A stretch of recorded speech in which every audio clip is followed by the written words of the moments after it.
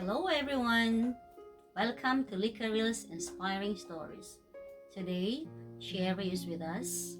She is a parent with a child diagnosed with autism spectrum disorder or ASD. I called her child a miracle child. So let's find out why I considered him as such. Alright everyone, let's welcome Sherry.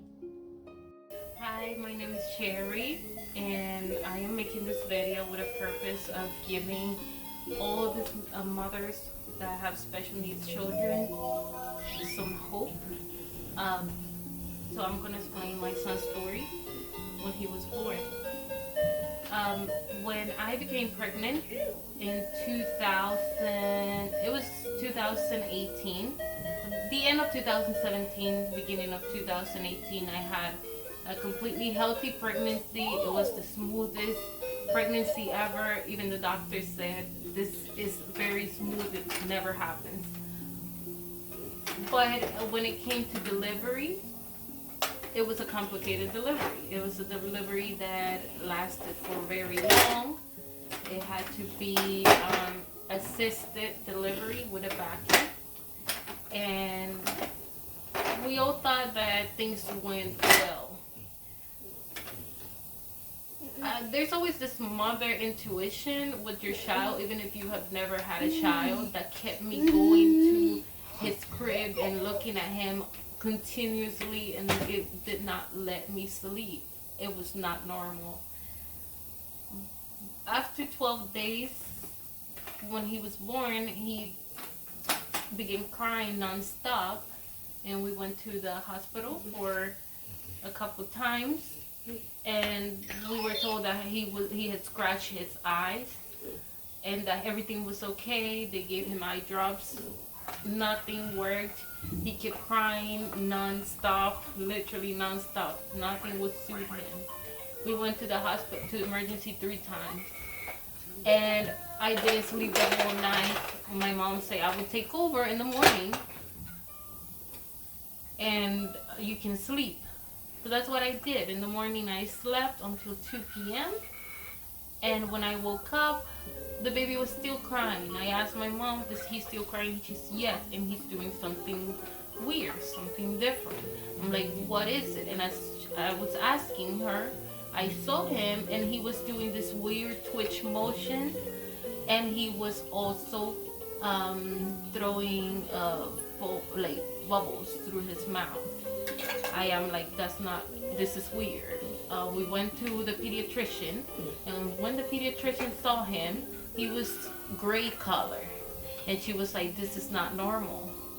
This is serious. And she called the rescue. This was a huge ambulance. And I mean, like, so big that all the other ambulances had to get out of the way. I'm like, this is serious. He was transferred to the hospital that he was born, and when I got him there, he was on my lap. He was crying, everything was okay, but as he began doing those movements again, the nurse that was in charge just stared at him, and as she stared, she called, this baby's having seizures. And when she said that, I'm like, my world collapsed. I'm like, what? Nobody in my family has epilepsy. Why is he having seizures? All these doctors came and jumped on him. They took me out, and I was like, what's going on? I remember this pregnant, everything like as if it was yesterday's pregnant nurse like touching me my back like that. And I'm like, this is serious. They did a CAT scan, and one of the neurologists came and told me, you know what, your baby had brain bleeds. And I'm like, is that serious? And he's like, it is on the brain. That's all he told me. He was transferred to the Children's Hospital of Richmond, VCU, and he was they were monitoring his level, like the brain swelling, all of that. They were waiting for it to go away. They did an MRI. They saw that his brain was full of clots. They gave him blood thinners. They told me that he was not gonna live. They told me that he was not gonna live. And we took the breathing tube out. And when we did that, he stayed. He stayed with us. He stayed. We got the chaplain and the pastor, and we did a lot of prayers, and he stayed. Then the next thing they told me is he's staying, but because of the injury to his brain, he's not going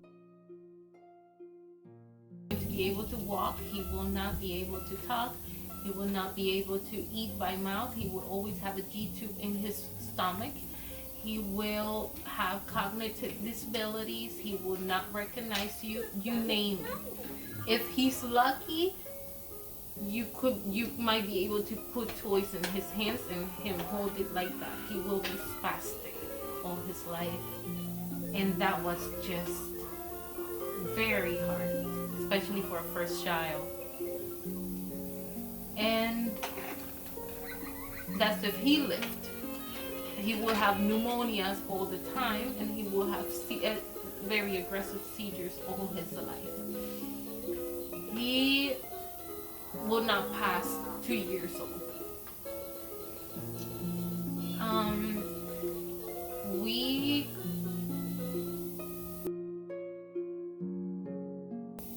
suddenly, like weeks after, when he was at the hospital, they saw him kicking, moving his legs, moving his arms, and they were impressed.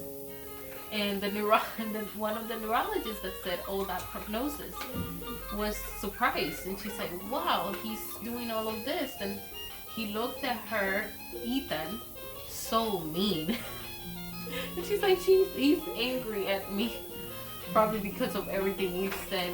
And at that point, it was more of, let him grow, and he will show you what he can do.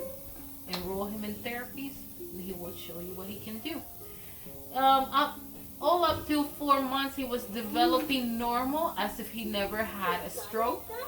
But then when he turned 4 months, an aggressive, very aggressive seizure started, called infantile spasms, where it was up to hundreds and hundreds of seizures in a day. And once again, I feel they failed me. I went to many hospitals, and nobody believed me. Showed videos. They say it was reflux, although his eyes were rolling. And I say, enough is enough. I have to just move out of state, go to a different state. Where could I go? Oh, I have my grandmother in New York. New York is big. New York is like full of many doctors that are knowledgeable. I took a bus to New York. I didn't take clothes. I didn't take anything. I had him very covered. It was winter time, and we just went. Throughout the bus ride, he was having seizures after seizures after seizures after seizures. Long story short, he was transferred to the Cohen Children's Hospital in Long Island, and they said that absolutely, you were right. These were seizures. These are seizures that he's having, and they are very, very dangerous because they regress the child. By the time that all the treatment started, Ethan could not lift his head up. Ethan could not push with his arm. Ethan was not smiling. Ethan regressed completely to a newborn. Therapy started, and at 7 years old, 7 months old, sorry, I met Lydia. Lydia was his teacher, and one of the things that really helped me is that I get emotional, because one of the things that really helped is that I always doubted him. I didn't believe that he would do things, and I remember I cried a lot with her. Like I asked her, I don't know if you will walk. I don't know if he will do this. I don't know if he will do that. And she said, just give him time. Just he will walk. He was always positive. See the possibility in your child when you couldn't see it. I felt guilty about it. And it happened. It happened. It he walked and he recognized us. He's eating by mouth.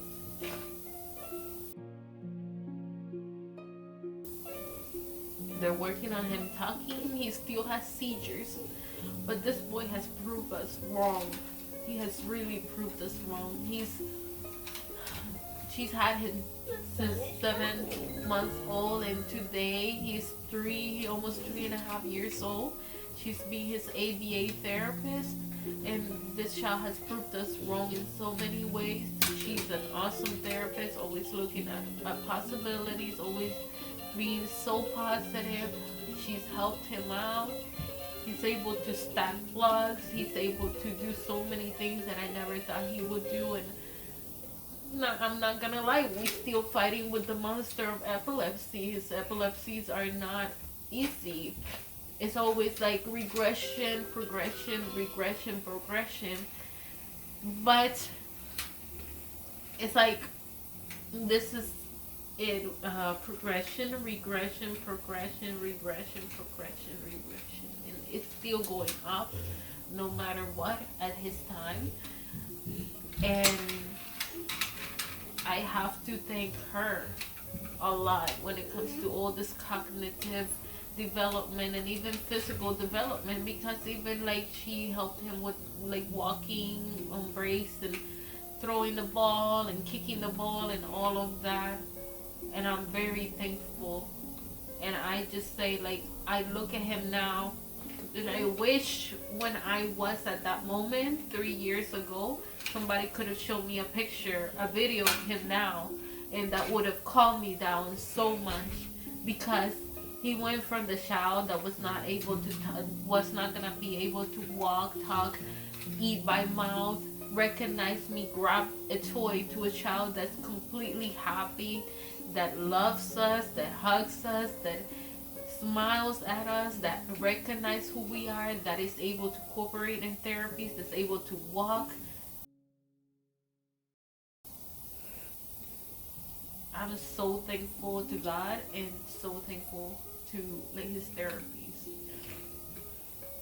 Thank you. Thank you so much, Sherry, for sharing your heartwarming story. It's a pleasure working with you and Grandma, especially with Ethan, our sweet little angel. Parents out there, don't give up on your children. Believe that they can progress regardless of the nature and severity of their needs. So everyone, please include Ethan in your prayers and all those children with special needs. Thank you so much. And please don't forget to click the subscribe button, like, share, leave a comment, and press the bell to be notified for new videos. Mabuhay po tayong lahat. Bye-bye.